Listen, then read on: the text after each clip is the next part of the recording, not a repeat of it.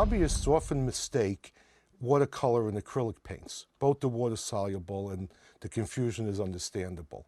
Acrylic paints, such as these craft bottles that I like to use, are permanent paints. Once dried, they are on for good.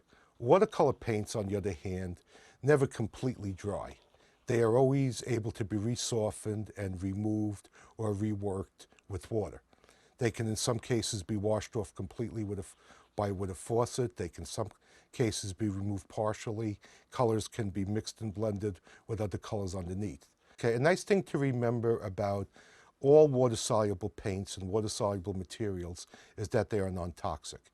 They may not taste good and you may feel a little sick, but they will never hurt you seriously.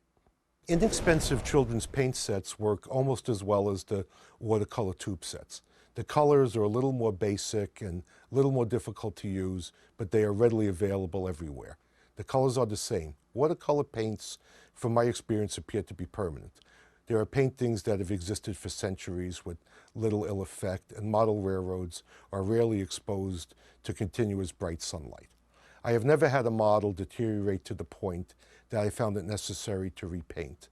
I believe over time, however, that watercolors cure much like concrete. The color seems to become more subtle and varied over the first few months after the model is complete. Here's a great way to add a mildewed effect to a wooden wall. A wood material is a little harder to paint than a styrene material because it's porous. So you have to be sure to keep the materials wet, and you have to be sure to do most of what you want before it dries. But I will start by just brushing some clean water onto the wall. No real need to be neat. One of the nice things about watercolor is that the paint always dries with a more subtle effect than it appears when wet. Now, mold is green, so I'll just work a little bit of green into the wall, just some streaks here and there. If I have a little too much, this is kind of intense right now, I'll just brush over more. A little bit of green will just kind of give it that mildewy feeling. A little bit, doesn't take much. To bring out some texture, I'll add a little brown. Always, if you think about it, water washes down in real life, so you kind of would make the bottom darker than the top. That black is on a little too heavily, so I will start to just blend it all in. And when you blend it all in, you start getting a different color. Nice thing to do, if you get a little too much on, like I did right there, you could just wipe it off while it's wet, and you're pretty much back where you started. We can start again, and I found I had the black a little too strong, so I'll add a little more green again. By the way, anytime you wipe a coat off, you're always leaving a little bit of it left, and you're adding a little more subtlety to the weathering. I'll add a little bit of black to it, and we're starting to add a mildewed effect. You might want to run some streaks vertically too. And as long as it's wet, it gives a nice spread and a nice flow. I can take a little bit of the black and a little bit of the water and just kind of keep dirtying it. Just a little discoloring on the wall. The wall looks pretty grungy down the bottom now. Maybe we'll leave the top pretty clean for now, but I'll take a little bit of brown paint and a little bit of water. Just add a little bit more, just keep adding a little more color. Again, if you have a little too much, you wipe a little bit off, you let this dry, and I'll just darken the bottom a little bit, and I think that'll look pretty good. Just a little bit of discoloring, a little bit of dry, little bit of rotten mildew on the wall, which happens when it doesn't get enough moisture and enough light. I'll just add a little mildew, more mildew down the bottom, a little bit of green mildew. I'll add a little bit of red to gray it out. Add a little too much. It looks like, nice thing is if you think you're messing it up, you just keep working on it till it gets where you want. This, I think, looks pretty good now. So here we have the first steps in weathering a wall with a little mildew and a little watercolor. Once this piece is dried, you can see the paint looks a lot better than it did while wet. So don't be concerned if things don't look just the way you want, but let them dry and see what you like later on. Sometimes looking at them the next day is a good solution. If you don't like it, you can always wash off the paint. I would like to add some rust color to this concrete wall, but I don't really have a color I like, so I'm going to try to mix one. Now, we think of rust as being red, so red's a good place to start. We'll start with a little red. The reality of rust is it's often orange. A little bit of yellow, and we have an orangey color. Rust, like many other things, has many variations of color. If you get a little too much red, you mix a little more. That's not a bad color, but I think I'd like to add a little brown to it. And if we get something we like, you just kind of mess the colors up till you get them where you want them. That I think will be a decent rust color. Now, a good way to add this on the wall would be to take a clean brush, and first we will just wet the wall. We want rust to streak and wash. So rather than actually painting the rust on, we will take a brush and load it up with a lot of water, and we will just kind of put some drips. Gravity gives its effect and helps the rust come down. If you have a little too much paint like I do there, you just keep adding the water, you allow it to rust.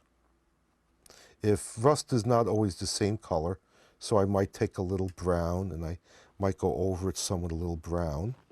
Rust isn't always brown, and it might be a little red, so I could add a little red, and I could even add a little bit of yellow. And I've done a little rusty wall. You'll notice the paint puddles down the bottom. Best thing to do is just take a brush and wipe it off. When you are happy with the streaking effect, be smart and leave it alone, lay it flat and let it dry. Since watercolors are a transparent medium, we can use them to influence colors without changing the color. Surprisingly, one way to influence a color is with the same color. If I take a little bit of green and mix a little different green and put it over the green wooden door I have here, it will change the green slightly.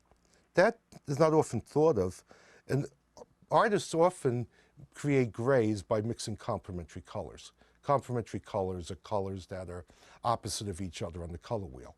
To put it very simply, a good way to remember this is red and green are Christmas colors. They're complementary. Purple and yellow are Easter colors.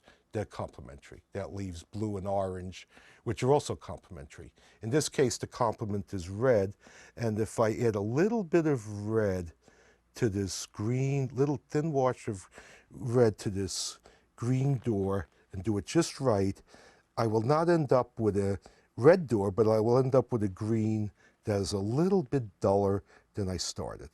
When it dries, it comes out a little bit better, and if I have a little too much, I can wipe it off. I can add some of the red to the other one too, and basically we end up with a little different color green than we started, but it's still a green, a little duller, a little less intense than we started.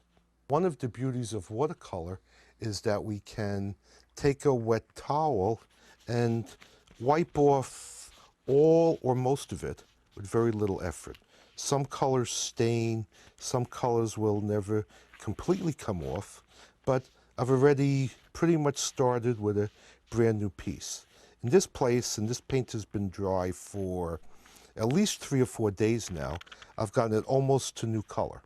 But I can take this again and take various colors and paint them on. One of the beauties of watercolor on a styrene surface is that it doesn't really adhere to the painted surface, so it will resist and settle into the cracks. By putting some black onto this dark brown wall, I am not going to really paint the wall, but when this dries, the black will just discolor the recesses. And I can paint pretty much to my heart's content until I'm happy with it. I'll wipe a little bit off again. You can paint as much as you like, because while it is wet, you can always remove any paint you dislike. And you can always remove enough of it where you can go from there. I often weather watercolor models by putting on way too much and then removing what I feel like.